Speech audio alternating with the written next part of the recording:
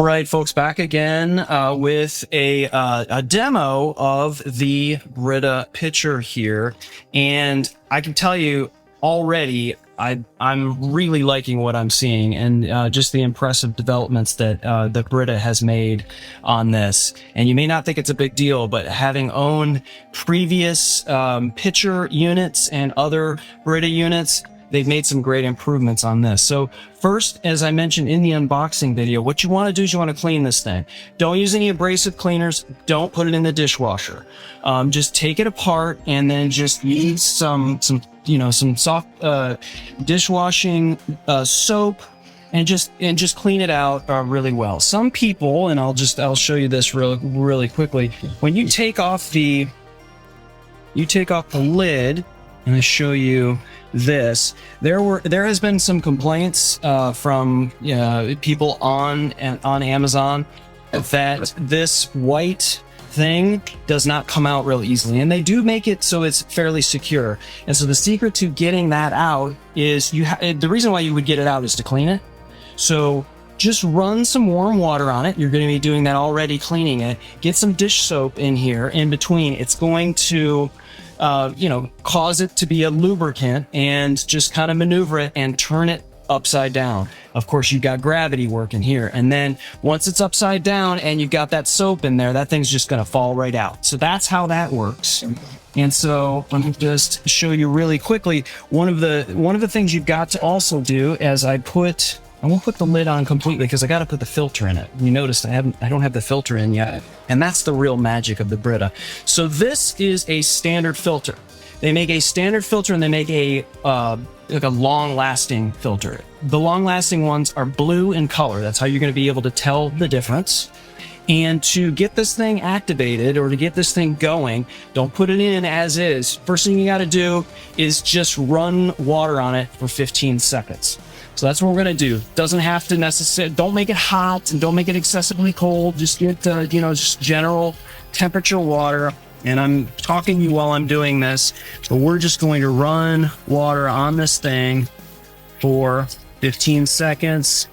Get it in there. That's where the water, and I can feel it coming out the bottom. And it's weird, but it's cold. So it's, some chemical reactions happening there, but it is making the water that's coming through this filter, because at the top here it's warm, but as it's coming through the bottom, I've got my fingers underneath it, it's cold, which is a little strange. But that lets you know that it is actually going through that, and that's been about 15 seconds, close enough.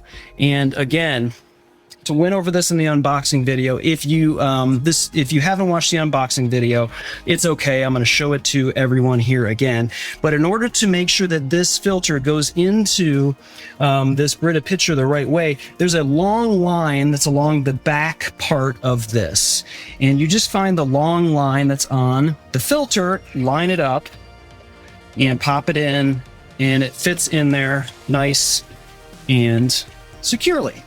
So now you're ready to put some water in this thing. And then I'm going to show you something really, really cool. And that is the lid. This was the best part, I thought.